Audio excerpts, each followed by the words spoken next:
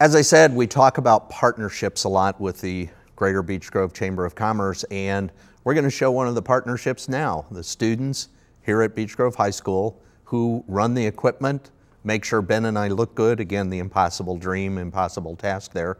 So we're going to just kind of turn the cameras to the back side of the stage, and I'm not sure who has the job of that starting, but let's see some of the students that make this show work.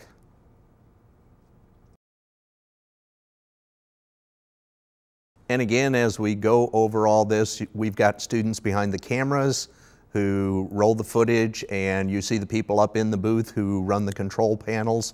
And I'd have to ask Mr. Kraft about the specific terminology for that, but you see the folks up who run the booth, move from or switch from which camera is going to be showing at any given point in time. And as we do the filming upstairs, you're going to see the people who are in the booth.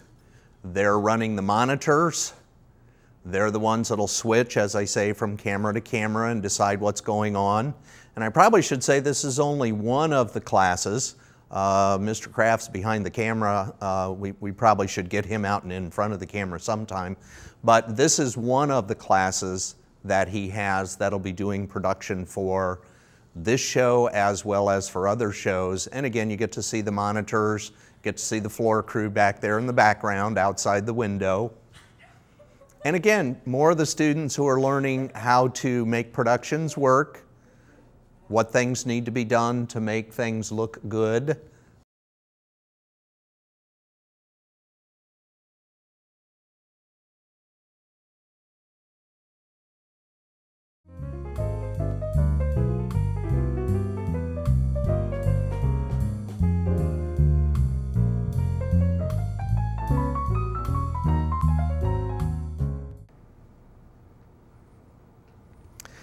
One of the things that we want to make a regular part of the Chamber Chat is the calendar, the things that are upcoming, going on in the city, in the area. And I'd highlight a couple of things. We're going to post the calendar for you so you can see all of the events coming up. Not all of them are specifically Chamber events. As Ben said earlier in the show, the Chamber exists to promote the area as one of the things, and that's one of the things I want to do on the show. One of the things I'd call your attention to is the Arts and Crafts Fair. That's something special. Now, this is hosted by Delta Theta Tau Sorority, one of the organizations, again, a nonprofit in the area that works to support different organizations, different activities in the greater Beech Grove area. And this is going to be an Arts and Crafts Fair, as I mentioned, November 26th, from 8 in the morning till 3 in the afternoon. It's going to be hosted at Southport High School. And the address is on there. There's a $2 donation to go to the Arts and Crafts Festival. And if you're like me, often you'll look at something and say, okay, why should I spend money so that I can get somewhere to spend money? The $2 donation is going to help the organizations in your backyard. And I say in your backyard, whatever your orientation is, there are many different things that it's going to support, and I'd just like to highlight them as you go through that. Handy-capable Hands, as we mentioned earlier, will be supported by that.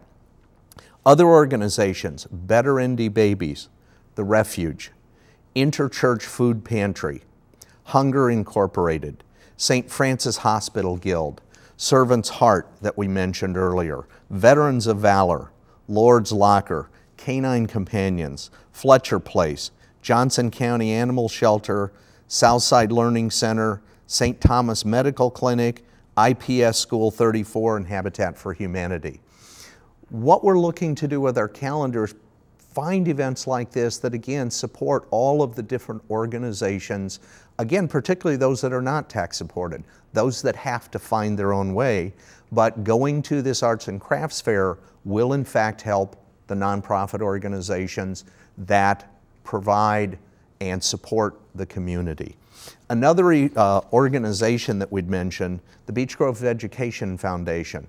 You may or may not know about them. It's a nonprofit organization that exists to support the extra things, if you will, for education. Tax dollars go so far, good management goes so far, budgeting goes so far, but there are a lot of other experiences that we can provide, we the community can provide for students that will give them a much better learning experience. That'll expand beyond the classrooms. It'll get to applications of the things that they learn in the classroom.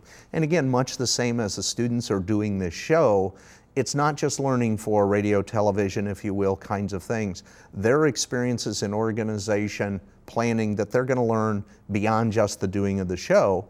And the Beech Grove Education Foundation exists to support those kinds of things. The Education Foundation is right now, as it'll say on the calendar, in the midst of its donation drive. These are tax deductible. It's a 501c3 nonprofit that you can donate to, write it off your taxes, and they support programs, enrichment activities, and scholarships for Beech Grove area students. The contributions are there. You send them to the foundation. Amy DiStalla is listed there, the address, everything is there so that you can donate to an organization that enhances what the schools do. On top of those two specific things that you're going to see on the calendar are essentially, I'll call it the chamber calendar. The monthly luncheons, you don't have to be a member of the chamber to come to the monthly luncheon. We'd love to have you. The cost of the luncheon, most of the information will be there, who's speaking, and I know that part of this month, this is the October show, will go past the October luncheon, but one of the things we're doing this month at the monthly luncheon is we're going to have Terry Dilk and Dennis Buckley speak, our two candidates for mayor. And what we've asked them to do is come to the chamber meeting and talk for about 10 minutes each about what they would do if elected. What we're looking to do is find out, promote, if you will, the differences between the candidates and in fact educate the community on what their focus would be. Other lunches coming up, the November luncheon will be at Life Bridge. I know Ben mentioned that earlier in the program here. The program's going to be there, and Mike Crosley, the director there, is going to speak about the programs there. Other things for the chamber, our Christmas luncheon, those things are listed there. And again, as I say, we put the calendar up so that you're going to know things that are going on in the area that support the community. I'm Butch Fenema. I'm going to say goodbye and tune in next month for the chamber chat. Call the chamber. The phone number is there if you need more information, or you can send an email. The emails get read very quickly. The information is there on the calendar. We'll see you next month.